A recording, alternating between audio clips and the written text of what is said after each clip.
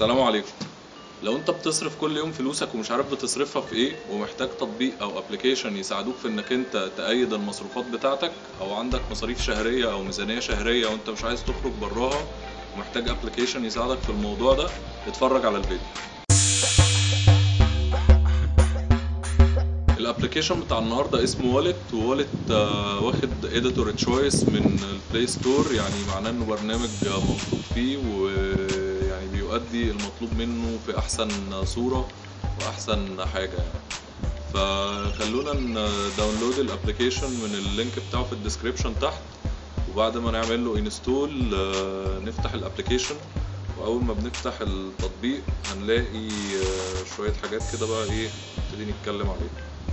اول ما الابلكيشن بيشتغل بنلاقي الصفحه الاولانيه ان احنا لازم ندوس صح على terms of service and the privacy policy، ودي لو انت فاضي بقى ممكن تقعد تقراها، ده موضوع كبير يعني. بعد كده بنكونكت على الابلكيشن بالايميل او بالجيميل او بالفيسبوك، فانا بكونكت عليه بالفيسبوك.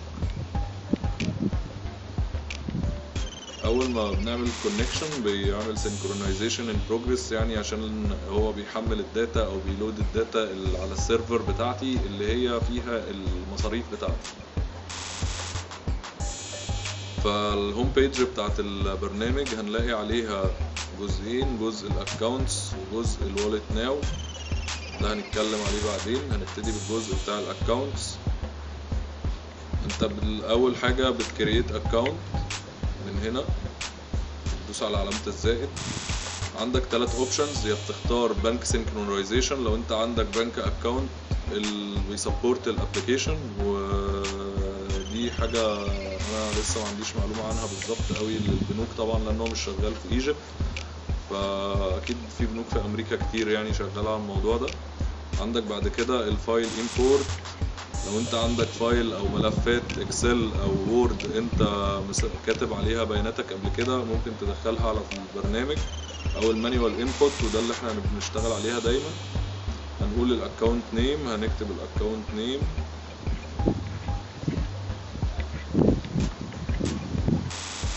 initial value،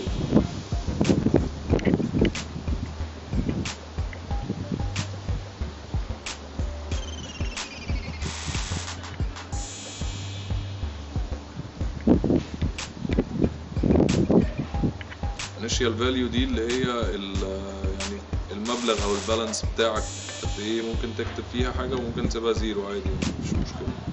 فخلونا نكتب مثلا 10,000. طيب بعد كده نرجع تاني على الهوم، كده احنا عملنا الاكونت. عندك علامة الزائد لما بتدوس نيو ريكورد عندك كذا اختيار، يا اما ده انكم يا اما ده اكسبنس يا اما ده ترانسفير. انكم لو انت ده دخل شهري او يعني دخل جايلك بتكتب انه انكم، لو انت ده رقم هتصرفه او فلوس هتصرفها بتكتب انه اكسبنس. لو ترانسفير او بتحول فلوس من اكونت لاكونت هتكتب ترانسفير.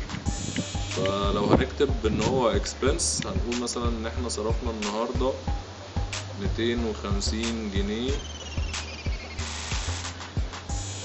من بند البنزين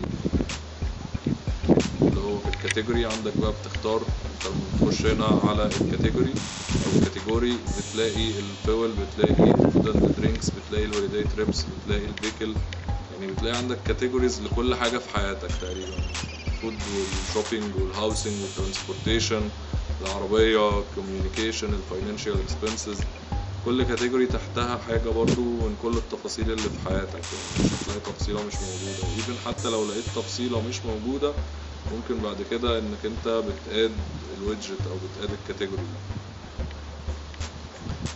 فتقول له صح. اول ما بتعمل كده بيقول لك بقى انت عايز تخلي اللوكيشن متسايف بتاع المكان اللي انت صرفت فيه الحاجة دي ولا لا، ده براحتك، هتقول له سويتش اون، لو مش عايزها تقول له ريمايند مي ليتر.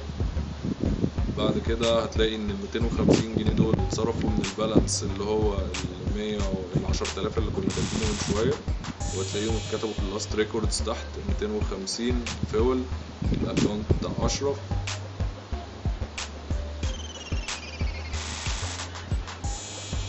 بس لو دخلنا على الاكونت دوت اللي انا عامله من بدري يعني وبشتغل عليه دايما، هتلاقي بقى ايه الدورية اللي فيها النسب بتاعة مصاريفك. الفود اند درينكس 17% من المصاريف، العربية 68%. ده الكلام ده على الشهر ده اللي هو last 30 days.